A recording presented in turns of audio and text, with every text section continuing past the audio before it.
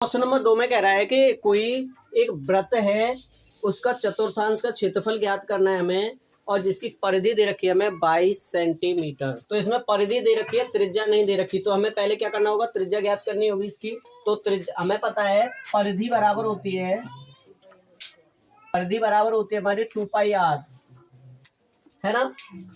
तो 2πr हो गई। तो यहाँ पे आर माना वृत्त की त्रिज्या बराबर, वृत्त की त्रिज्या बराबर आर, ठीक है।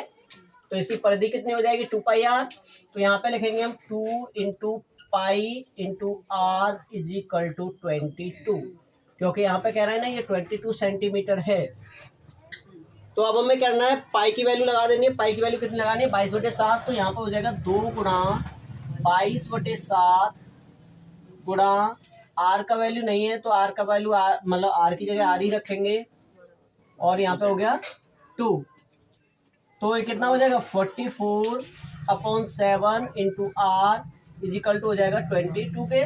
तो आर इज इक्वल टू आ जाएगा 22 इंटू, हम क्या करेंगे, देखो इधर हो रहा है 7 से डिवाइड, क्रॉस करेंगे इसे, तो यहाँ पे पहुंच जाएगा 7, और ये पहुंच जाएगा 44 पहुंच जाएगा अपॉन में।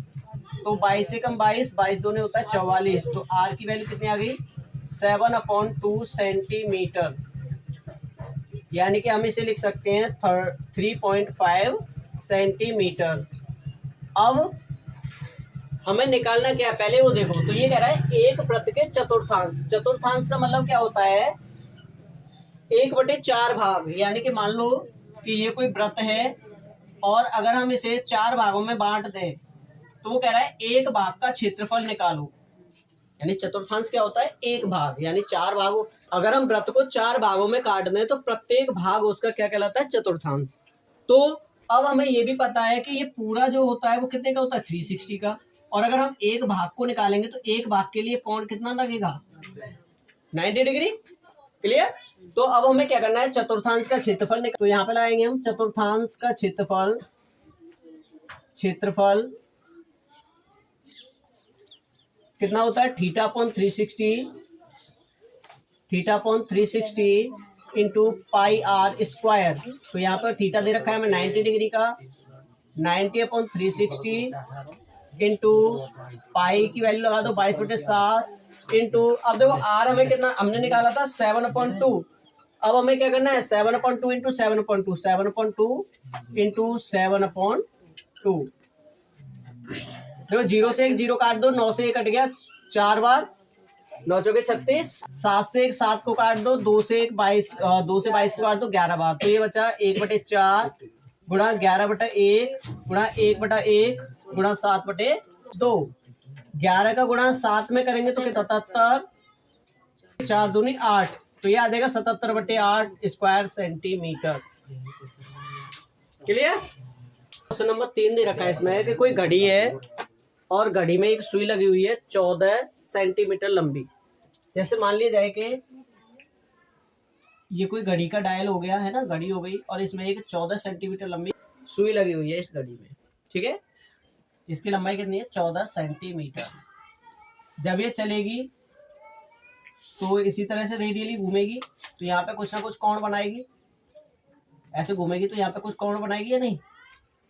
तो अब वो ये कह रहा है कि एक घड़ी की मिनट की सुई जिसकी लंबाई 14 सेंटीमीटर है, इस सुई द्वारा 5 मिनट में, इस सुई द्वारा 5 मिनट में घेरा गया क्षेत्रफल या रचित क्षेत्रफल ज्ञात करना है।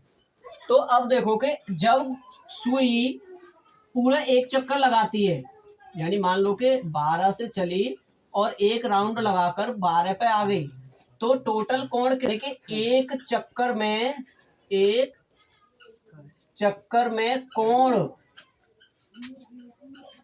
एक चक्कर में कोण कितने का, 360 का। और एक चक्कर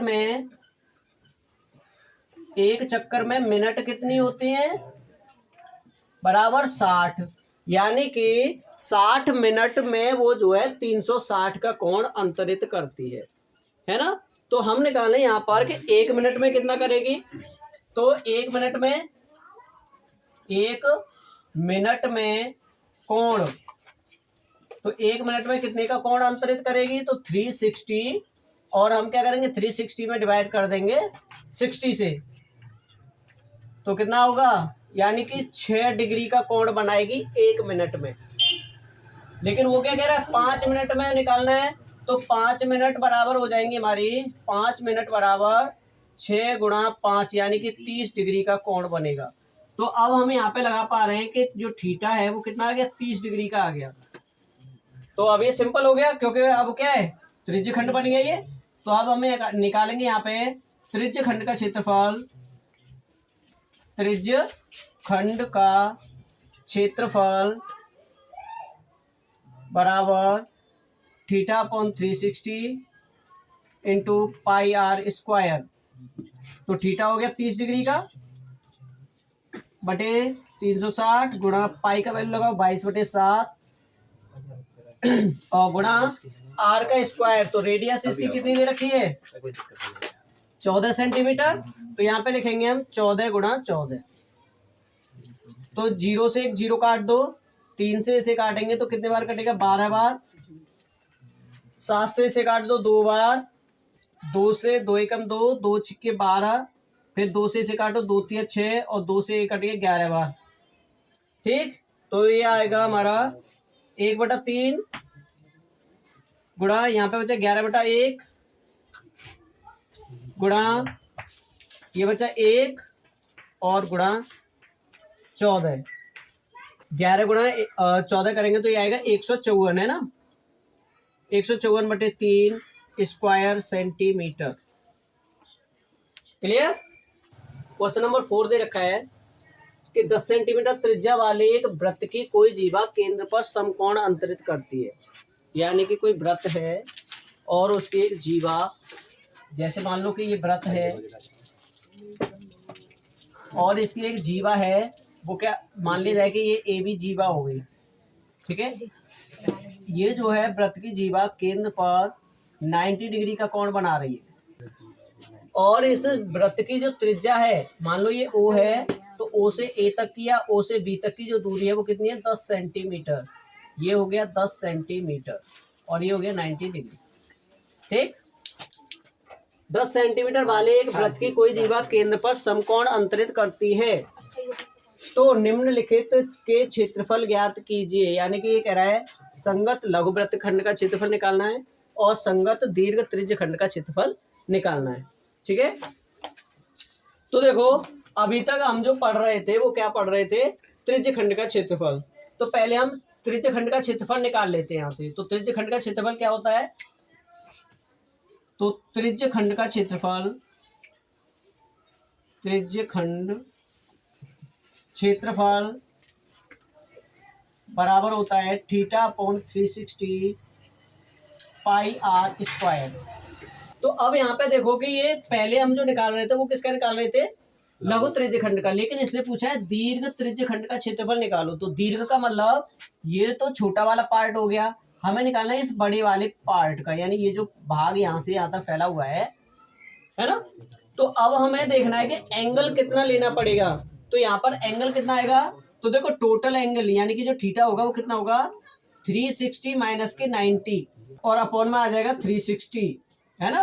क्योंकि देखो 90 क्यों घटा रहे हैं हम, क्योंकि 90 तो हमारा हो गया लघु त्रिज्य खंड, 90 क्या हो गया, लघु त्रिज्य खंड हो गया। और ये क्या कह रहा है, दीर्घ त्रिज्य खंड का क्षेत्रफल निकालो। तो हम क्या करेंगे, दीर्घ के लिए क्या करेंगे, टोटल होता है 360, 360 में से हमें क्या करना होगा, 90 घटा देना है, क्योंकि लघु त्रिज्य खंड का घटा देना है। तो अब पाई की वैल्यू लगानी है। तो देखो ये कह रहा है पाई की वैल्यू लगानी है हमें 3.14। तो यहाँ पे लगाएंगे हम 3.14, पहले से गिवन है ये। और आर का वैल्यू लगाएंगे हम 10, तो 10 इंटू 10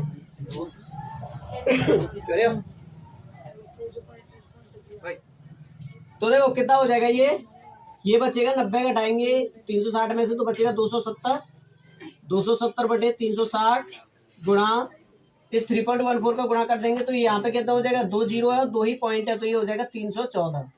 ठीक है, 0 से 1 0 काट दो, 9 से काटेंगे 9 से 3 बार और 9 से कट जाएगा 4 बार। ठीक है, अब 4 का भाग इसमें लगा दो, तो 4 7 28 बचे 3 और यहाँ पे हो जाएगा 4 8 32। अब पॉइंट लगा देंगे तो कितना हो जाएगा, 4 पंजे 20।